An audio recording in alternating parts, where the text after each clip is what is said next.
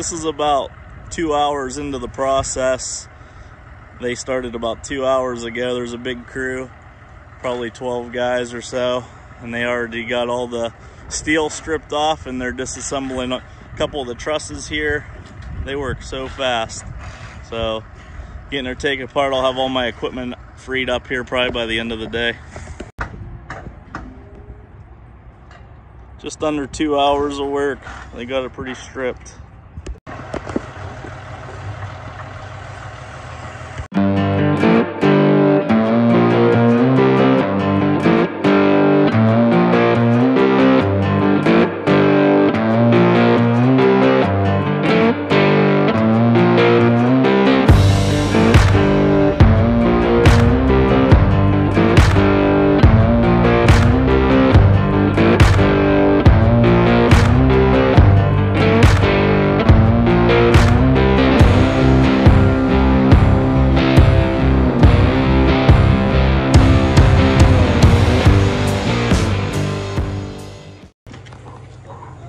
All these guys ride around on these John Deere tractors. This one's ours. A little bit of damage. There was a truss that went straight down there. It busted the two lights in the back. Well, one in the front, one in the back. There's a mark across the hood, but it didn't dent it, and smashed this brush hog fairing covering the hydraulics. Skid steer, just a couple scratches in the paint. I didn't look at the dump trailer yet. Blue tractor and my other John Deere are probably pretty messed up. We'll look at them. A little bit of damage to the mini excavator. Not bad. The seat, it needs a new seat and a new canopy, and it looks like everything else might be all right. This trailer doesn't really have any damage. The mini excavator has a hole in the seat and the top of the canopy's dented, but not too bad. The boom went through.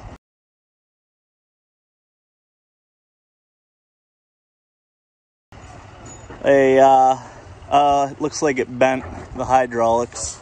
I see now. Right here, bent that bracket. No damage to the log splitter. So this trailer's all right. But everything, I don't really have a shelter for everything, so that sucks. This trailer appears to be okay. This is a truss went across here, just jacked the finish coat up so it can rust. That's always nice. Brand new trailer. It's already got pits here with rust. There was a truss here. It's slid across here. This all slid to here. So basically my new trailer that isn't even a year old, well, it's a year old now, it's only had a handful of loads in it. It's gonna start rusting sooner. I don't know if this is bent or not. No, that's okay. That's the foundation they're pulling out of the ground. No concrete stuck to it as the footer. Here's the worst of the damage. That's the top of the roof. The windows are fine, the doors work and everything, just this lower, I don't know if that's like air intake. It's messed up. Busted the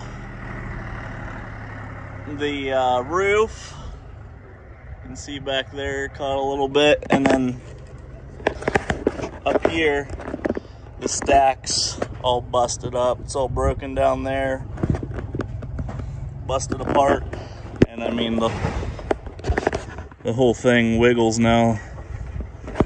But the hood's cracked right there. You can see how I pushed the seal out around the hood. And other than that, this tractor's not bad. I'll just take the exhaust off. Doesn't need all that crap anyways, and needs a new roof before hopefully moisture and stuff's not going in there and ruining this thing. I don't know whose cat this is, but it's not all right. I have no idea how that died. It was actually like under the brush hog, so I don't know if it was under there when it collapsed. The brush hog wasn't touched, so I'm guessing it just died from the cold weather under there. I don't know. There's like 15 Amish guys lifting that wall up right now. I don't think they're gonna push it over.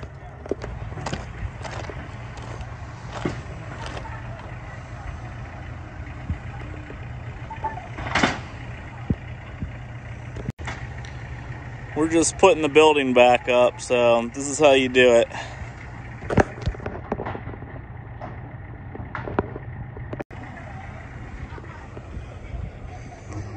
And the building engineer from their side, which is the same insurance company, he wanted to save a couple of these pillars, but the concrete didn't even stick to them, so they just pulled right up out of the ground like butter. That's no good. Here's two of the other ones that the engineer wanted to save. As you can see, no concrete adhered to any of them. They poured concrete in the holes around the poles, and then it's just supposed to suck in ground moisture and set, but I don't think it really does that great of a job. Their tires are right at the bank there. They might just drive down, but then they might slip. They're almost upright.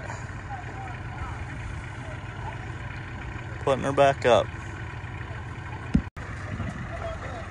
Here she goes.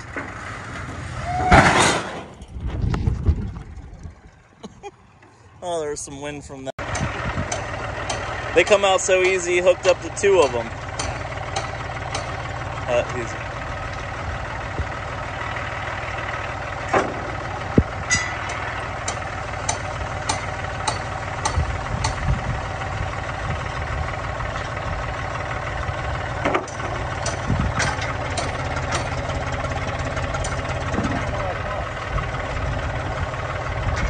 No concrete stuck to them.